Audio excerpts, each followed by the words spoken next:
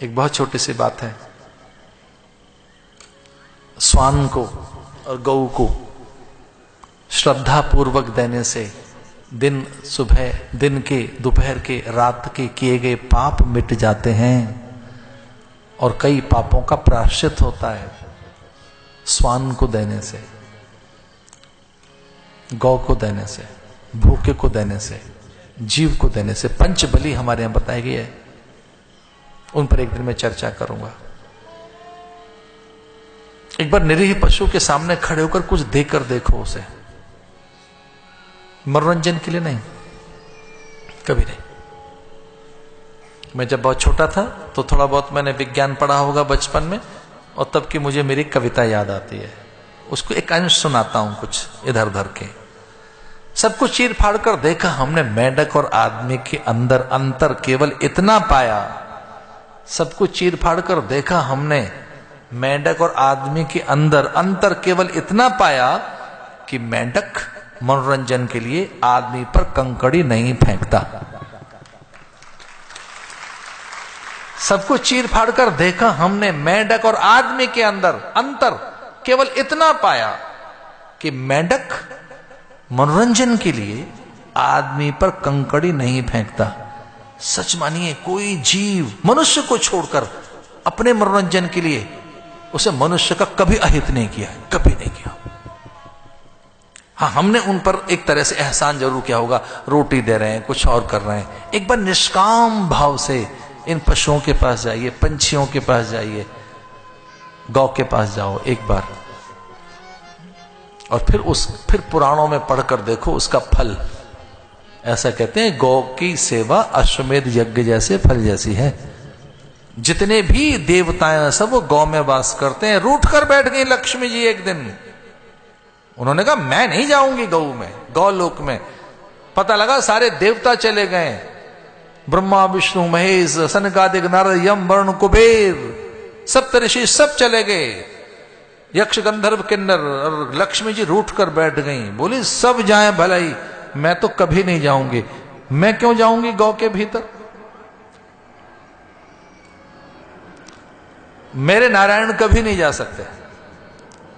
पता लगा नारायण लोग खा लिया, रुद्र लोग खा लिया, पार्वती चली गई, ब्रह्माणी चली गई, रुद्राणी चली गई, सची इंदिरा चली गई, यज्ञ पत्नियां, अप्सराएं, सुरबालाएं, ललनाएं अकेली रह गई बिल्कुल। अच्छा, पूरा गांव खाली हो जाए, आप रह जाएं, फिर किससे बातें करोगे? घर खाली हो जाए, आप रह जाएं, किससे मिलोगे? तो पता लगा पार्वती भी गई, शिव गए, ब्रह्माणी गई, ब्रह्मा गए, रुद्राणी गई, रुद्र गया, और सची इंदिरा और इंद्र आदि सब गए, देव पितृ आदि सब। मैं अकेली रह गई, कोई नहीं बचा, अकेली रह गई। और फिर गौ के पास आई लक्ष्मी जी। ये बड़ी सुंदर सी कथा है। लक्ष्मी जी ने कहा कि सब अंदर हैं, मेरा पति भी तेरे भीतर है, सारे देवता, तो मेरे लिए कोई स्थान बचा कि नहीं? मेरे लिए कोई स्थान है? एक दिन बताएंगे अष्टम स्कंद में, जब दसम स्कंद में हमारी जब कथा पहुंचेगी तो बताएंगे कौन सा देवता की क्या लोकेशन है गौ माता में। लोकेशन बताएंगे, कौन सा देवता कहां है। आज तो केवल लक्ष्मी जी की लोकेशन बता रहे हैं आपको।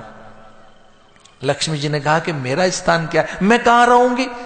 तो गौ ने कहा देखो तुम्हारे पति यहां है, ब्रह्मा यहां है, और शिव यहां है, ब्रह्माणी यहां है, रुद्राणी यहां है, यम वरुण कुबेर यहां है।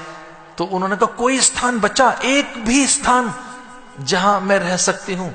तो गौ ने बड़ा सकुचाते हुए कहा कि ना भाई, कठिन है, अब तो क्षमा कीजिए, मुझ में कुछ नहीं बचा, एक रोम भी नहीं बचा है, मैं अब आपको ग्रहण नहीं कर सकती।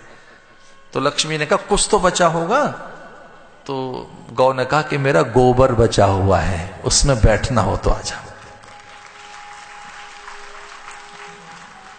और आप सुनकर चौंक जाएंगे। लक्ष्मी ने कहा मुझे यही मान्य है, गोबर, बर कहते हैं श्रेष्ठ को। और आपको अंदर की बात बता रहा हूं, गौ की सबसे महंगी कोई चीज है तो दूध नहीं है, दही नहीं है, घी नहीं है, मट्ठा नहीं है, और भैया मूत्र भी नहीं है। उसकी सबसे महंगी कोई चीज है जो वैज्ञानिकों ने बताई है, ऋषि मुनियों ने, तो उसका नाम है गोबर। गोबर सबसे महंगी चीज है उसकी, उसमें लक्ष्मी जी का वास है। गोबर, बर कहते हैं श्रेष्ठ को। गौ की श्रेष्ठ वस्तु, गौ की उत्तम वस्तु, गौ की मूल्यवान वस्तु कोई है तो गोबर है।